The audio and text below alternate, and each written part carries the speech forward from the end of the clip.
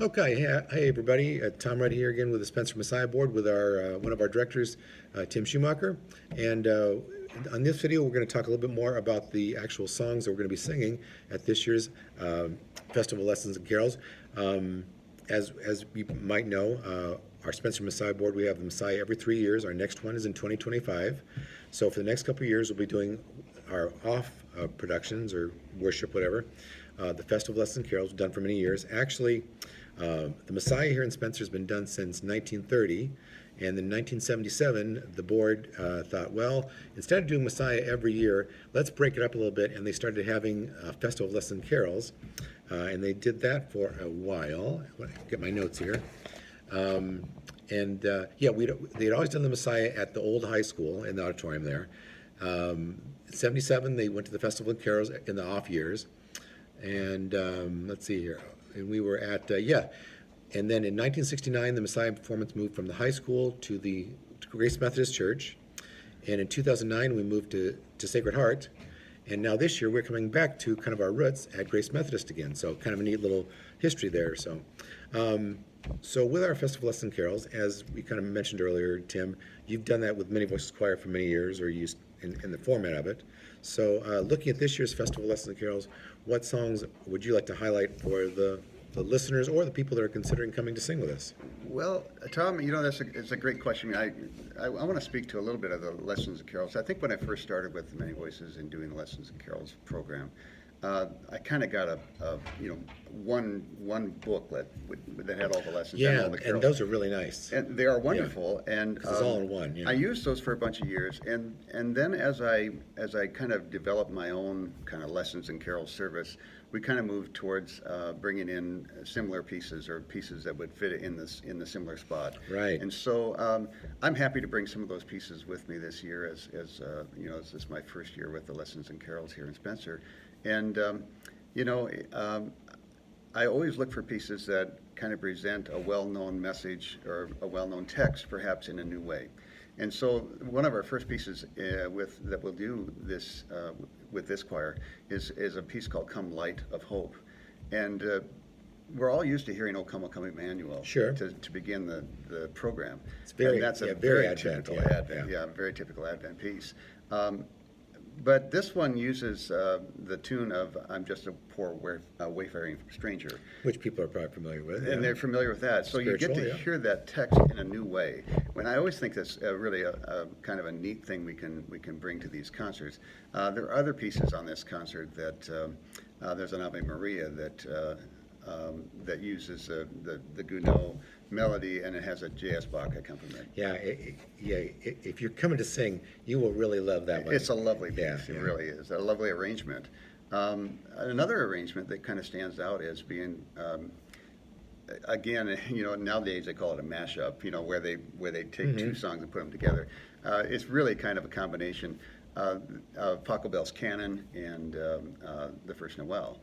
And it's just a really interesting juxtaposition of. Yeah, at first you would think, what? Why are you putting those two together? But when you hear it, it's like, oh, this is really good. It really is neat. Yeah. And I wanted to speak to that's what we like the Messiah Board about, you bringing in these pieces in, because that's kind of what our thinking was this year. We wanted to do pieces that the choir members would know or they would get familiar with easily. Mm-hmm. And so, because lots of times in the years past, we've had 3 choirs or 2 choirs or whatever, and we tried to do a variety of musical styles and stuff. And we're kind of like you at this point. You've done so many of these things now. You've got these folders or files full of this really good music, and why not use it again? Yeah, if it's worth hearing once, it's worth hearing a couple so times. I mean, when we had our meeting and you brought the music in, it's like the board was all like, okay, this is the stuff we got to be doing. So, I mean, and again, for our ears, it was new. Sure. For some of your choir members from Many Voices Choir and you, it was probably like, oh yeah, you're bringing back an old friend, as it were. Right, and that's kind of how I've always designed my programs. And I think what I've heard from our audiences is that they like to hear the familiar carols. Right. They like to hear something that's familiar to them. But they're not opposed to hearing something expressed in a new way. Sure. And so that's kind of how I zero it in on the music here. Also knowing that we just have the 3 rehearsals to prepare this music. This is true, so we better not get hard stuff. Familiar, yeah, right, yeah. And easily learned. It would really come together quickly. Yeah. And for those of you who are going to plan to sing with us, we've got resources for you to listen to the music, before or after the rehearsals to kind of get yourself into the chain of things. Granted, yes, you don't need to take the folder home and rehearse 5 hours every day or anything. This is music meant to be fun. So if you come to our rehearsals, you'll learn the music. If you want to hear the music again, yeah, you can listen to it some more. But yeah, they're really nice tunes. So, anything else you want to shine a light on? Well, that's one, there's a Bethlehem Carol that we're planning to do. Oh, and right. That is a combination of O Little Town of Bethlehem. But as you probably know, there are two melodies that have been used, and this arrangement actually combines the two, and it's just really a really cool arrangement that reminds us of, oh yeah, I remember that melody. Oh yeah, that is. And then you combine that with probably the more well-known melody. And again, I think that's what's going to be fun for the singers as well as our concert goers. Yeah. The choir is going to sing songs that they are pretty familiar with, and like you say, I think you're going to get a lot of audience members. They're going to have that knowing. I was like, oh yeah, that one. I haven't heard that one for a while, but I remember that. So yeah, I think our audience is really going to have a fun time that afternoon with this variety covering the lessons and carols. I'll take one of my last ones here. What's the last thing you read? Do you get to read books anymore? Because you're so busy all the time. Barely. Yes, you can just say the Bible if you want to be, cover the bases there. Well, sure, and I do Bible study as I prepare for the programs. Sure. Just because I want to pull back, I want to go back and pull elements out of the text that were, of the lessons that we're singing, so that I can kind of pair those with what I think is the most appropriate music. But I find reading for recreational reading is probably pretty non-existent. I do, I don't know if many would know this, but I am a county supervisor in Emmett County, and I do a lot of reading about... For that part, yeah. For, the legislation, the new mandates, whatever's coming down the pipe. So I'm always trying to stay current with what we're looking at. So yeah, probably the thing that if you want to take a break from all your other stuff, I'm guessing either playing music or listening to music. Absolutely. Yeah, okay. And any certain favorites of music, or is that hard to pin down? It'd be hard for me. I think it'd be tough for me too. It depends on what genre you go to, I guess. If it was jazz, I've always loved Bill Evans, but he's just a great jazz pianist. Mm-hmm. John Coltrane is a tenor sax player. Legend. There are so many that are just phenomenal, and so many phenomenal young players nowadays too that you just go, wow, But and I suppose outside of my choral directing, I probably am in the jazz realm most often. Although I did have a pretty successful blues band back in the mid to late 90s, and we played all around the area, around the lakes and around this area. And that was DePasco Cats, and so we just had a blast. Fun to get to know that music a little bit better.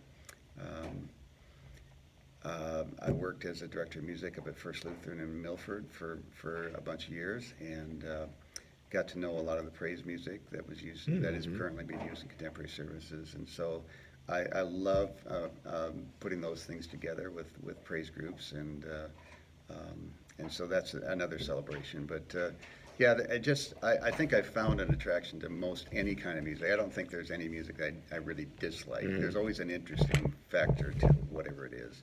So I seem to be pretty riveted to that. Let's hear what it is. Oh, that's pretty neat. Yeah, as long as it's done well. Yeah. Yeah, okay. Absolutely. All right, let's quick push the dates for people before we wrap up here. Sure. So, Festival of Lessons and Carols, rehearsals start November 5th. We're Sunday nights at 7 p.m. at Grace Methodist. November 5, 12, and 19. Please try to make all of them. They'll be fun rehearsals. If you can't make the first one, come to the second one. Can't make the first two, come to the last one, because we'll get you all caught up and everything. And that's the nice thing about this. The people you'll be sitting with will help you out. Where this person might have this song down pretty well, the person next to you might have this, so if you can kind of listen around and know that's part of being a choir. Absolutely, and often we don't talk about the teamwork effort that goes into choral or musical ensembles, for that matter, but it really is truly teamwork. We all depend on each other. Right. They all depend on us. It's just such a just as such an exchange of what we bring to those, the gifts that you bring to that rehearsal are so important to the people sitting next to you. Yep. And vice versa. And then the concert, if you're not able to sing with us, that would be December 3rd, 3 p.m. at Grace Methodist. And please catch Many Voices Choir. So the rehearsals are? Our rehearsals are Monday evenings, 7 until 9, over at Esterville in Iowa Lakes Community College. We rehearse in the choir room there, room 60. And we have our concerts November 26th in Bancroft at 3:30 in the afternoon. And then we do 2 concerts on December 2nd. The first at 1:30 at St. Pat's Catholic Church in Esterville, and the other at 7:30 at St. Mary's Catholic Church in Spirit Lake. All right, so there's the dates. Please come join us as a singer, or come join us in the audience at the concerts. And thanks for stopping by our Facebook pages. Thanks, everybody. Thanks, Tim. Thank you, Tom.